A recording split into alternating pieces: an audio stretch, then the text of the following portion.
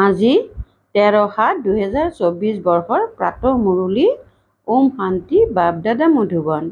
আজি বাবাই কৈছে, মৰমৰ সন্তানসকল, ৰক্ষা বন্ধনৰ পৰ্বটি প্ৰতিজ্ঞাৰ পৰ্ব, যিটো সংগম যুগৰ পৰাহে আৰম্ভ হয়।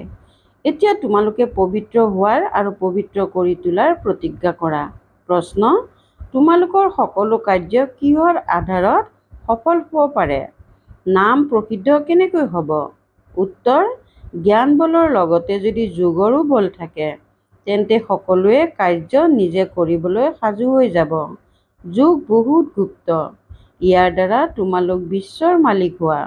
যোগযুক্ত হৈ থাকি বুজোৱা, তেতিয়া বাতৰি কাকতৰ লোকসকলে নিজেই তোমালোকৰ বাৰ্তা ছপা কৰিব। বাতৰি কাকতৰ দ্বাৰাই নাম প্ৰসিদ্ধ হ'ব। ইয়াৰ দ্বাৰাই বহুতে বাৰ্তা পাব। ওম শান্তি। আজি সন্তানসকলক ৰক্ষাবন্ধনৰ ওপৰত বুজোৱা হৈছে, কাৰণ ৰক্ষাবন্ধন এতিয়া সমীপত। সন্তানসকল ৰাখি বান্ধিবলৈ যায়। এতিয়া যিটো হৈ যায় সেয়া পৰ্ব হিচাপে পালন কৰা হয়। এয়াতো সন্তানসকলে জানে, আজিৰ পৰা ৫,০০০ বছৰ পূৰ্বেও এনেকৈ প্ৰতিজ্ঞা পত্ৰ লিখোৱা হৈছিল, যাৰ বহুত নাম দিয়া হৈছে। এয়া হৈছে পবিত্ৰতাৰ চিহ্ন। সকলোকে ক'ব লাগে যে পবিত্ৰ হোৱাৰ ৰাখি বান্ধা। এইটো জানা যে পবিত্ৰ সৃষ্টি সত্যযুগ আদিতহে হয়। এই পুৰুষোত্তম সংগম যুগতেই ৰাখি পৰ্ব আৰম্ভ হয়, যিটো আকৌ যেতিয়া ভক্তি মাৰ্গ আৰম্ভ হ'ব তেতিয়া উদযাপন কৰা হ'ব। ইয়াকে কোৱা হয় অনাদি পৰ্ব। সেয়াও কেতিয়াৰ পৰা আৰম্ভ হয়? ভক্তি মাৰ্গৰ পৰা, কাৰণ সত্যযুগত এই পৰ্ব আদি নাথাকেই। এয়া ইয়াতেই হয়। সকলো উৎসৱ আদি সংগমত হয়। সেয়াই আকৌ ভক্তি মাৰ্গৰ পৰা আৰম্ভ হয়। সত্যযুগত কোনো উৎসৱ নাথাকে। তোমালোকে সুধিবা, দীপাৱলী থাকিবনে? নাথাকে। সেয়াও ইয়াতে পালন কৰা হয়। গতিকে তাত থকা উচিত নহয়। যি ইয়াত পালন কৰা হয় সেয়া তাত পালন কৰিব নোৱাৰে। এই সকলোবোৰ হ'ল কলিযুগৰ পৰ্ব। ৰক্ষাবন্ধন পালন কৰে। এতিয়া এয়া কেনেকৈ জানিব যে ৰাখি কিয় পালন কৰা হয়? তোমালোকে সকলোকে ৰাখি পিন্ধোৱা। এনেকৈ কোৱা যে পবিত্ৰ হোৱা, কাৰণ এতিয়া পবিত্ৰ সৃষ্টিৰ স্থাপনা হৈ আছে। ত্ৰিমূৰ্তিৰ চিত্ৰত লিখা আছে, ব্ৰহ্মাৰ দ্বাৰা পবিত্ৰ সৃষ্টিৰ স্থাপনা হয়। সেইবাবে পবিত্ৰ কৰি তোলাৰ বাবে ৰাখি বন্ধন পালন কৰা হয়। এতিয়া হৈছে জ্ঞান মাৰ্গৰ সময়। তোমালোক সন্তানসকলক বুজোৱা হৈছে। কোনোবাই ভক্তিৰ কথা শুনালে তেতিয়া তেওঁলোকক বুজোৱা উচিত যে আমি এতিয়া জ্ঞান মাৰ্গত আছোঁ। জ্ঞানৰ সাগৰ এজনেই ভগৱান, যিয়ে গোটেই জগতকে নিৰ্বিকাৰী কৰি তোলে। ভাৰত নিৰ্বিকাৰী আছিল, তেতিয়া গোটেই জগতখনেই নিৰ্বিকাৰী আছিল। ভাৰতক নিৰ্বিকাৰী কৰি তোলাৰ বাবে গোটেই জগত নিৰ্বিকাৰী হৈ যায়। ভাৰতক বিশ্ব বুলি কোৱা নহয়। ভাৰতটো বিশ্বৰ এটা খণ্ড। সন্তানসকলে জানে, নতুন সৃষ্টিত কেৱল ভাৰত খণ্ড থাকিব। ভাৰত খণ্ডত নিশ্চয় মনুষ্যও থাকিব। ভাৰত সঁচা খণ্ড আছিল। সৃষ্টিৰ আদিত দেৱতা ধৰ্মই আছিল। তাক কোৱা হয় নিৰ্বিকাৰী পবিত্ৰ ধৰ্ম, যাৰ ৫,০০০ বছৰ হৈছে। এতিয়া এই পুৰণি সৃষ্টিৰ কিছু সময়হে বাকী আছে। পবিত্ৰ হ'বলৈ কিমান দিন লাগে? সময়টো লাগেই। ইয়াতো পবিত্ৰ হোৱাৰ বাবে পুৰুষাৰ্থ কৰে। এয়াই হৈছে সকলোতকৈ ডাঙৰ উৎসৱ। প্ৰতিজ্ঞা কৰিব লাগে, বাবা, আমি পবিত্ৰতো নিশ্চয় হ'ম। এই উৎসৱটিক সকলোতকৈ শ্ৰেষ্ঠ বুলি জ্ঞান কৰা উচিত। সকলোৱে মাতেও, হে পৰমপিতা পৰমাত্মা, এনেকৈ কোৱা সত্ত্বেও পৰমপিতা বুদ্ধিলৈ নাহে। তোমালোকে জানা যে পৰমপিতা পৰমাত্মা জীৱাত্মাসকলক জ্ঞান দিবলৈ আহে। আত্মা পৰমাত্মা পৃথকে আছিল। এই মেলা এই সংগম যুগতেই হয়। ইয়াক কুম্ভ মেলা বুলিও কোৱা হয়, যি প্ৰত্যেক ৫,০০০ বছৰৰ মূৰত এবাৰ হয়। সেয়া পানীত স্নান কৰা। মেলাটো অনেকবাৰ পালন কৰি আহিছা। সেয়া হৈছে ভক্তি মাৰ্গ, এয়া হৈছে জ্ঞান মাৰ্গ। সংগমক কুম্ভ বুলিও কোৱা হয়। বাস্তৱত 3খন নদী নাই, পানীৰ গুপ্ত নদী কেনেকৈ থাকিব পাৰে? পিতাই কয়, তোমালোকৰ এই গীতা হৈছে গুপ্ত, সেয়েহে এয়া বুজোৱা হয় তোমালোকে যোগ বলৰ দ্বাৰাই বিশ্বৰ বাদশ্বাহী লোৱা। ইয়াত নচা বা মনোৰঞ্জন আদিৰ একো কথা নাই। সেই ভক্তিমাৰ্গ পুৰা আধাকল্প চলে আৰু এই জ্ঞান চলে এটা জন্ম। পাছত 2টা যুগ হৈছে জ্ঞানৰ প্ৰালব্ধ, জ্ঞান নাথাকে। ভক্তিটো দ্বাপৰ আৰু কলি যুগৰ পৰা চলি আহিছে। জ্ঞান কেৱল এবাৰেই পোৱা যায়, পাছত তাৰ প্ৰালব্ধ 21 জন্মলৈ চলে। এতিয়া তোমালোকৰ চকু মুকলি হৈছে। আগতে তোমালোক অজ্ঞান নিদ্ৰাত আছিলা। এতিয়া ৰাখী বন্ধনত ব্ৰাহ্মণসকলে ৰাখী বান্ধে। তোমালোকো ব্ৰাহ্মণ, তেওঁলোক হৈছে কোষ বংশাৱলী, তোমালোক হৈছা মুখ বংশাৱলী। ভক্তি মাৰ্গত কিমান অন্ধশ্ৰদ্ধা আছে। পিটনিত আবদ্ধ হৈ আছে, পিটনিত ভৰি আবদ্ধ হৈ যায়। সেইদৰে ভক্তিৰ পিটনিত মনুষ্য আবদ্ধ হৈ যায় আৰু একেবাৰে ডিঙিলৈ সোমাই যায়। তেতিয়া আকৌ পিতা উদ্ধাৰ কৰিবলৈ আহে। যেতিয়া টিকনিডালহে বাকী থাকে, ধৰিবলৈতো লাগে নহয়। সন্তানসকলে বুজাবলৈ বহুত পৰিশ্ৰম কৰে। কোটি কোটি মনুষ্য আছে, এজন এজনৰ ওচৰলৈ যাওঁতে পৰিশ্ৰম হয়। বাতৰি কাকতৰ দ্বাৰা তোমালোকৰ বদনাম হৈছিল যে এওঁলোকে পলুৱাই নিয়ে, ঘৰ সংসাৰৰ পৰা আঁতৰাই আনে, ভাই ভনী কৰি দিয়ে। আৰম্ভণিৰ কথা কিমান বিয়পি গৈছিল। বাতৰি কাকতত হুলস্থুল হৈ গৈছিল। এতিয়া এজন এজনকতো বুজাব নোৱাৰা, আকৌ তোমালোকৰ বাতৰি কাকতেই কামত আহিব। বাতৰি কাকতৰ দ্বাৰাই তোমালোকৰ নাম প্ৰসিদ্ধ হ'ব। এতিয়া বিচাৰ কৰিব লাগে কি কৰা যায়, যাৰ দ্বাৰা বুজিব ৰক্ষাবন্ধনৰ অৰ্থ কি। যিহেতু পিতা পাৱন কৰি তুলিবলৈ আহিছে, সেয়েহে পিতাই সন্তানসকলক পবিত্ৰতাৰ প্ৰতিজ্ঞা কৰোৱাইছে। পতিতসকলক পাৱন কৰি তোলোতাজনেহে ৰাখী বান্ধিছে। শ্ৰীকৃষ্ণৰ জন্ম উৎসৱ পালন কৰে, আকৌ নিশ্চয় গাদীতো বহিছে। ৰজা অভিষেক কেতিয়াও নেদেখুৱায়। সত্যযুগৰ আৰম্ভণিতে লক্ষ্মীনাৰায়ণ আছিল, তেওঁলোকৰ ৰাজ অভিষেক হৈছিল। ৰাজকুমাৰৰ জন্মদিন পালন কৰে, আকৌ ৰাজ অভিষেক ক'ত? দীপাৱলীত ৰাজ অভিষেক হয়, বহুত জাকজমকতা হয়। সেয়া হ'ল সত্যযুগৰ কথা। সংগমৰ যিবিলাক কথা আছে, সেয়া তাত নাথাকে। ঘৰে ঘৰে আলোক ইয়াত হ'ব, তাত দীপাৱলী আদি পালন নকৰে। তাততো আত্মাৰ জ্যোতি প্ৰজ্বলিত হৈ থাকে। তাত আকৌ ৰাজ অভিষেক পালন কৰা হয়, দীপাৱলী নহয়। যেতিয়ালৈকে আত্মাৰ জ্যোতি প্ৰজ্বলিত নহয়, তেতিয়ালৈকে উভতি যাব নোৱাৰে। এতিয়া সকলোৱেতো পতিত, তেওঁলোকক পাৱন কৰি তুলিবৰ বাবে বিচাৰ কৰিব লাগে। সন্তানসকলে বিচাৰ কৰি ডাঙৰ ডাঙৰ ব্যক্তিসকলৰ ওচৰলৈ যায়। বাতৰি কাকতৰ দ্বাৰা সন্তানসকলৰ বদনাম হৈছিল, আকৌ ইয়াৰ দ্বাৰাই নাম প্ৰসিদ্ধ হ'ব। অলপ টকা দিয়া, তেতিয়া ভালকৈ প্ৰকাশ কৰিব। এতিয়া তোমালোকে টকা কিমানলৈকে দিবা? টকা দিয়াটো হৈছে উপঢৌকন দিয়া। অনিয়ম হৈ যায়। আজিকালি উপঢৌকন নিদিলে একো কামেই নহয়। তোমালোকেও যদি উপঢৌকন দিয়া, সেই লোকসকলেও উপঢৌকন দিয়ে, তেন্তে দুয়ো একেই হৈ যাব। তোমালোকৰ কথা হ'ল যোগ বলৰ। যোগ বল ইমান লাগে যাতে তোমালোকে যিকোনো ব্যক্তিৰ দ্বাৰা কাৰ্য কৰাব পাৰা। ভোঁ ভোঁ কৰি থাকিব লাগে। জ্ঞানৰ বলটো তোমালোকৰ আছে। এই চিত্ৰ আদিত জ্ঞান আছে। যোগ হ'ল গুপ্ত। বেহদৰ উত্তৰাধিকাৰ ল'বলৈ নিজক আত্মা বুলি বুজি পিতাক স্মৰণ কৰিব লাগে। সেয়া হয়েই গুপ্ত, যাৰ দ্বাৰা তোমালোক বিশ্বৰ মালিক হোৱা। যিকোনো স্থানতে বহি তোমালোকে স্মৰণ কৰিব পাৰা।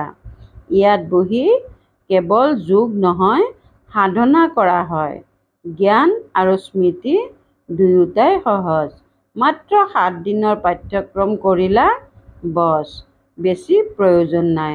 আকৌ তোমালোক গৈ আনকো নিজৰ সমান কৰি গঢ়ি তোলা। পিতা জ্ঞান আৰু শান্তিৰ সাগৰ, এই দুটা হৈছে মুখ্য কথা। ইয়াৰ দ্বাৰা তোমালোকে শান্তিৰ উত্তৰাধিকাৰ লৈ আছা। স্মৃতিত থকাটো অতি সূক্ষ্ম।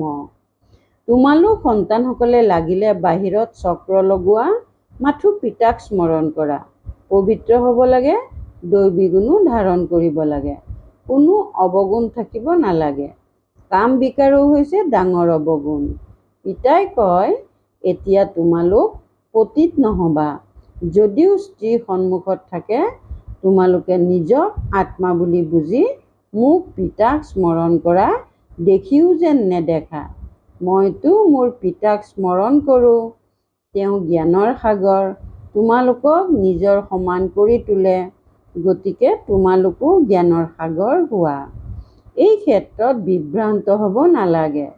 তেওঁ হৈছে পৰমাত্মা, পৰমধামত থাকে, সেইবাবে পৰম বুলি কোৱা হয়। তোমালোকো তাতেই থাকা। এতিয়া পুৰুষাৰ্থৰ ক্ৰম অনুসৰি তোমালোকে জ্ঞান লৈ আছা।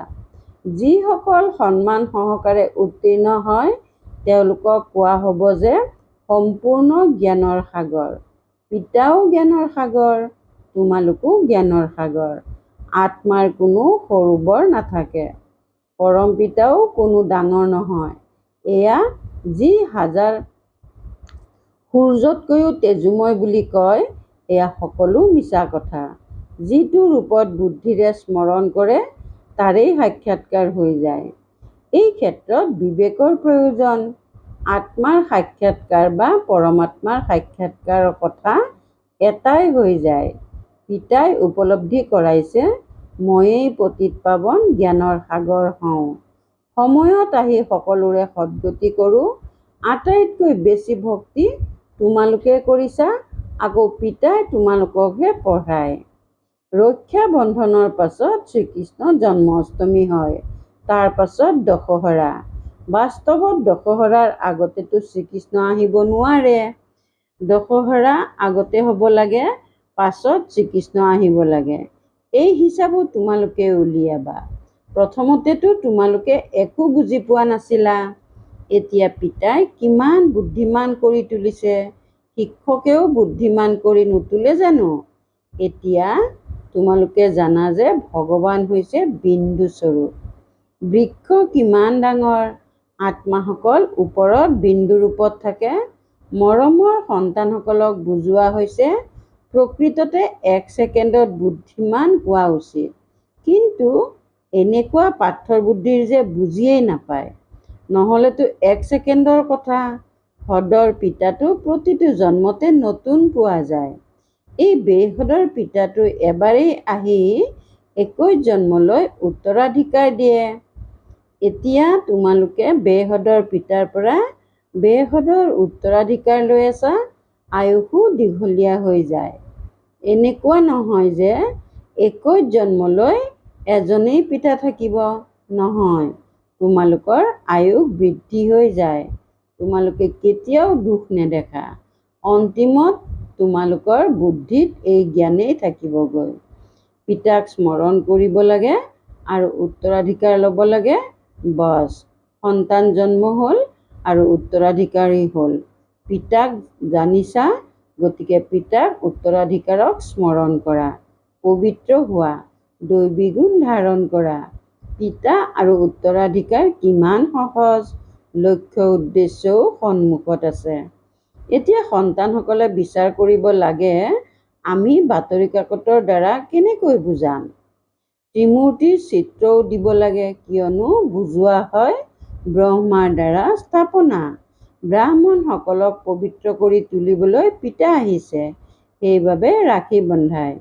পতিত পাৱনে ভাৰতক পাৱন কৰি আছে। প্ৰত্যেকেই পবিত্ৰ হ'ব লাগে, কাৰণ এতিয়া পবিত্ৰ সৃষ্টি স্থাপনা হৈ আছে। এতিয়া তোমালোকৰ 84 জন্ম পূৰা হ'ল। যিসকলে বহুত জন্ম লৈছে, তেওঁলোকে ভালদৰে বুজি পাব।